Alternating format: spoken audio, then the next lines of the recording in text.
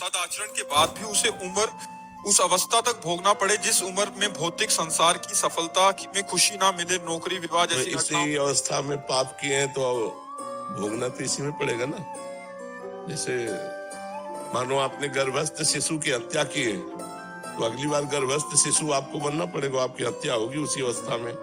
आपने जवानी में पाप किए, अपराध किए तो जवानी में ही आपको दंड मिलेगा। अगला जब जन्म होता है तो जैसे जवानी है, अब उसके किडनी फेल हो गई, उसको बार बार असफलता मिल रही, बार बार प्रतिकूलता, क्योंकि जिस अवस्था में पाप होता है समय पा करके पाप उसी अवस्था में उसको दंड देता है। तो इसमें कौन सी बड़ी बात है।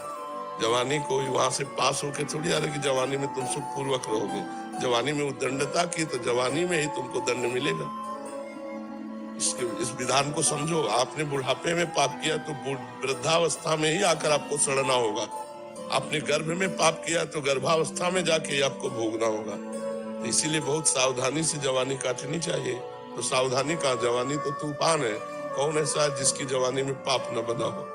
कोई बिरला महात्मा होगा तो भले, नहीं तो पाप तो बनता है, तो फिर भोग भी उसको जवानी में ही तो मिलेगा। उन्नति में बाधा पहुंचाना ही तो प्रारब्ध का काम है। जो पाप का प्रारब्ध है तुम्हारी हर उन्नति को लात मार करके गिरा देगा और तुम्हें हर परिस्थिति में दुख प्रदान करेगा, हर सफलता को नष्ट कर देगा, क्योंकि आपने पाप किया है। ऐसा भी देखा जाता है ज्यादा प्रयासशील नहीं हो सफल होता चला जाता है, ऐसा देखा जाता है बहुत प्रयासशील है असफल हो रहा है। तो प्रारब्ध हो, पूर्व का जो हमारा पाप है वो हमें असफलता प्रदान करेगा और पूर्व का जो हमारा पुण्य है वो सफलता प्रदान करेगा। अब कितने ऐसे जवान हैं जो सैकड़ों वयोवृद्धों को रख रहे हैं, उनकी सब सफाई, सुरक्षा, खान पान, तो जवानी में दूसरों की सेवा कर रहे हैं, परोपकार कर रहे हैं। दूसरे के माता पिता जो फुटपाथ में पड़े उनको ला के सेवा। अब इनके जीवन में सफलता ही सफलता रहेगी। अपने माता पिता को थप्पड़ मार के घर से बाहर निकाल रहे हो, तुम्हारे सफलता रहेगी। अपने माता पिता को गाली दे रहे हो, शराब पी रहे हो, नशा कर रहे हो, जुआ खेल रहे हो, नाना प्रकार के गंदे आचरण कर रहे हो, सफलता मिलेगी। पूर्व पाप लग करके तुम्हें नष्ट कर देगा। तो ये बात ध्यान रखनी, भगवान के विधान में कहीं त्रुटि नहीं होती। हमारे द्वारा किए हुए कर्म को भोगना ही पड़ेगा हमें। अवश्य में भोक्तव्यम कृतम कर्म शुभाशुभम। रही नाम जप की बात तो ये अगली खेती है। अभी बो रहे तुरंत थोड़ी मिलेगा। अभी आप एक मन अन्न खेती में डालते हैं और जब 6 महीना इंतजार करते हैं उसकी सिंचाई गुड़ाई सब, तब 40 मन गेहूं पैदा होता है उसमें, 1 मन से 40 मन। तो आज जो आप खेती कर रहे हो वो आगे मिलेगी, जो पीछे की अभी भोगो। अभी चाहे देखो, देखा जाता है कि पाप कर रहा है और बड़ी उन्नति को प्राप्त हो रहा है, और पुण्य कर रहा है, धर्म से चल रहा है, लेकिन अवनति को प्राप्त हो रहा है, क्योंकि इस समय उसने जो पुण्य किए हैं वो उसको आगे मिलेंगे। जो उसने पूर्व में पाप किए, इस समय उसका नंबर चल रहा है पाप का, और वो जो आदमी पाप कर रहा है वर्तमान में, उसका पुण्य का नंबर चल रहा है। उन्नति पे उन्नति होती चली जा रही, पाप पे पाप वो कर रहा है। जिस समय वर्तमान का पाप और पूर्व का पाप एकत्रित होगा उसी समय वो नष्ट हो जाएगा, और तुम्हारा जिस समय वर्तमान का पुण्य और पूर्व का पुण्य एकत्रित होगा उसी समय तुम प्रकाशित हो जाओगे।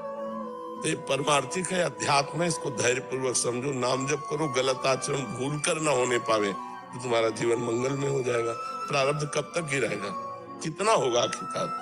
भगवान नाम हमारे पास है, धर्म आचरण करते हैं, परोपकार करते, इसीलिए हम कहते हैं परोपकार करो, परोपकार करो, इसीलिए हम कहते हैं परोपकार करो।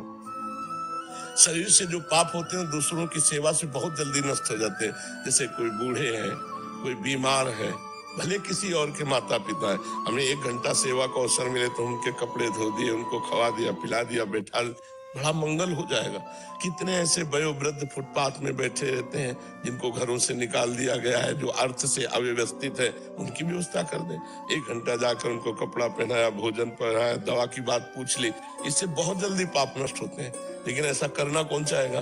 दूसरे के शौच कौन साफ करना चाहेगा? अगर साफ कर दो तो तुम्हारा प्रारब्ध साफ हो जाएगा, तुम्हारे बुरे आचरण साफ हो जाएंगे।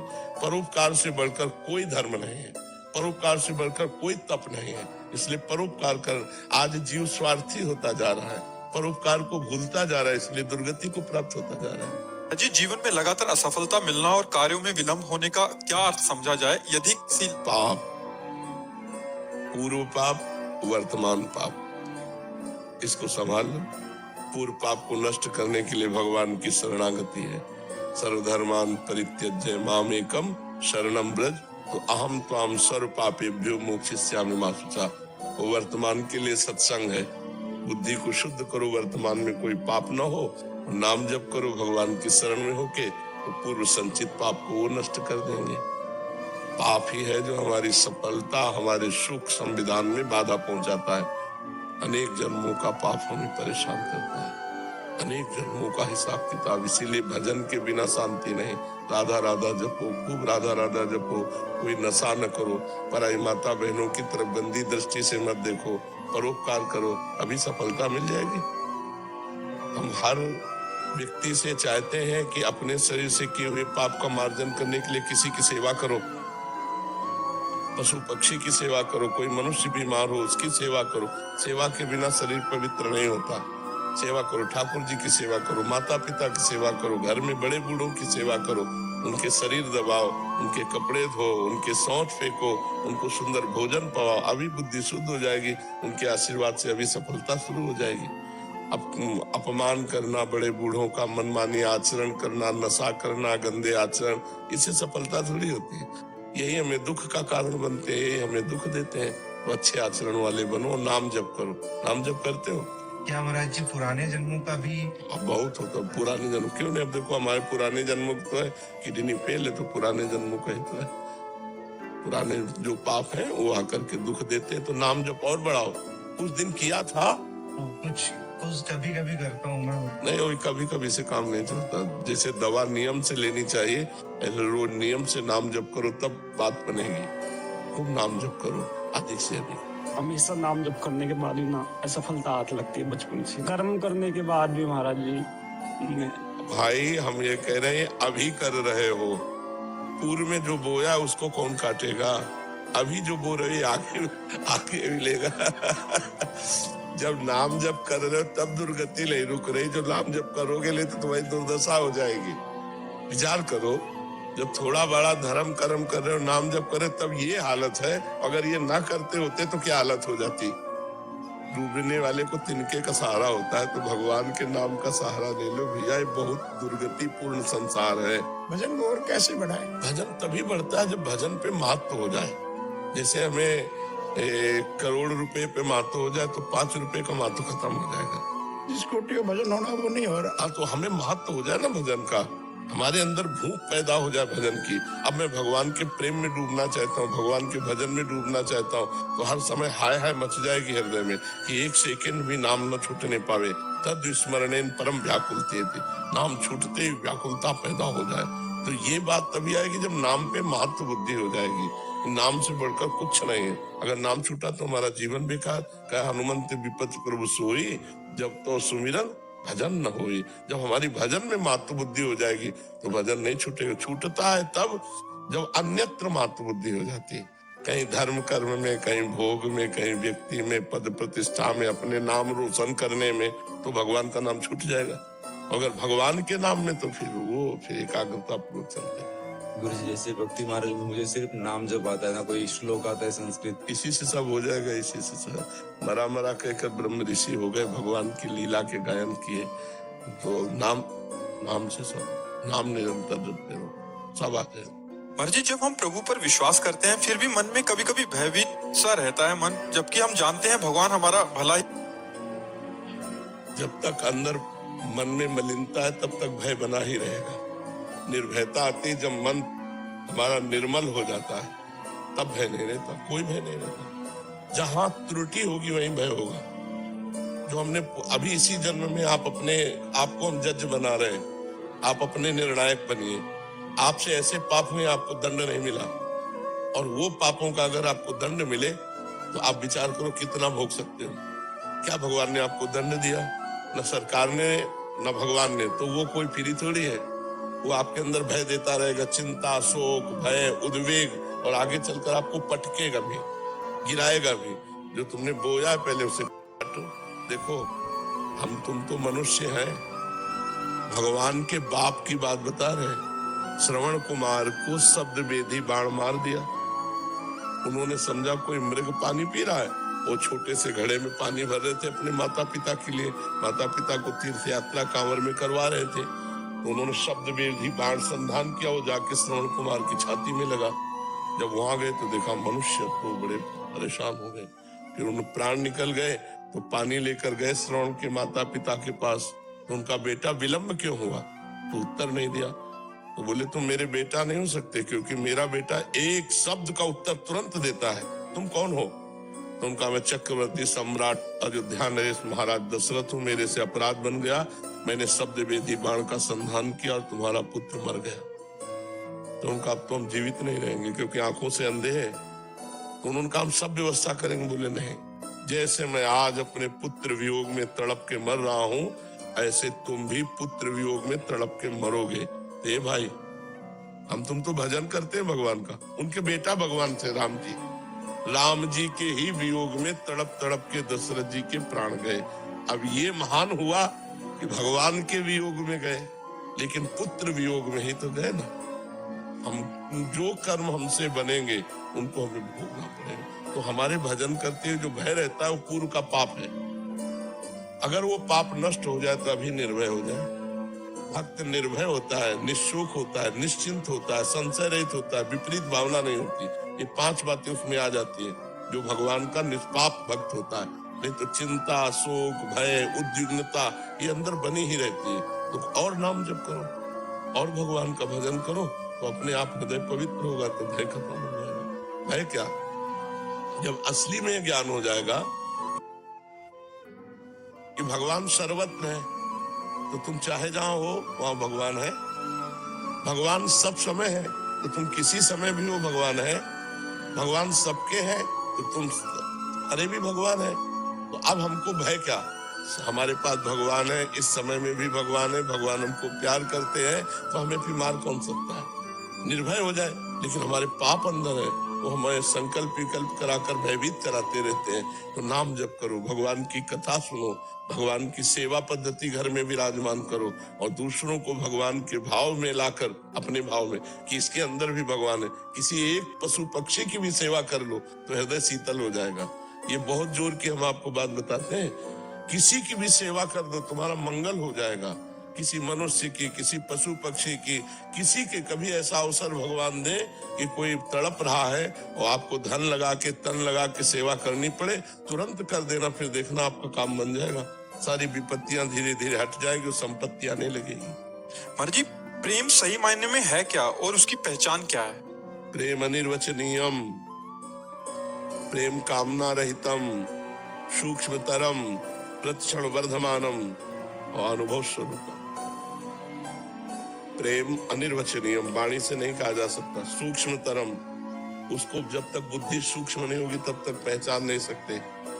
और प्रेम के साधारण पहचान ये है कि जिससे हम प्यार करते हैं उसकी याद में हमारे हृदय में एक पीड़ा होती रहती है। भाई जी हनुमान प्रसाद पोद्दार जी ने लिखा, शायद इसको ही इश्क कहते हो जैसे दिल को कोई मसला करे।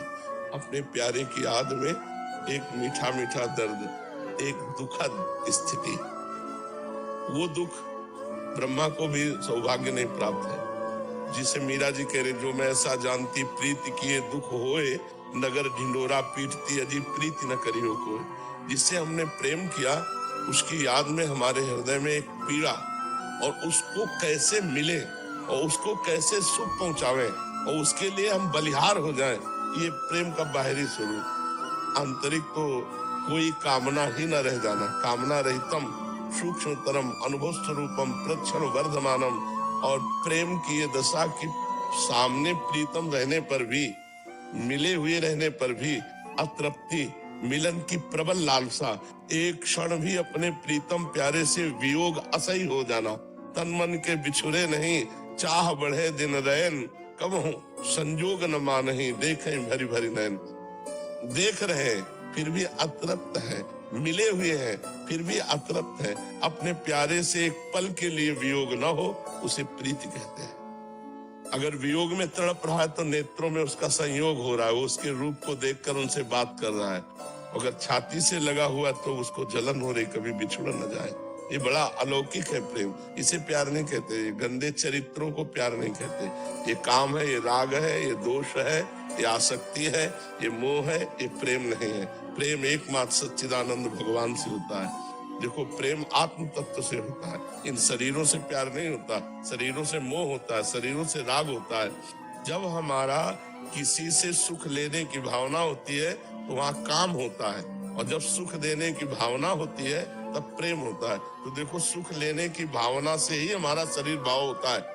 अब हम नाना प्रकार की नौटंकी करेंगे कि हम आपको प्यार करते हैं, ऐसा है वैसा है, मैं तुम्हारे लिए जीवन दे दूंगा, लेकिन तुम्हारे लिए नहीं, वो अपने लिए। उसे वासना कहते हैं, उसे काम कहते हैं।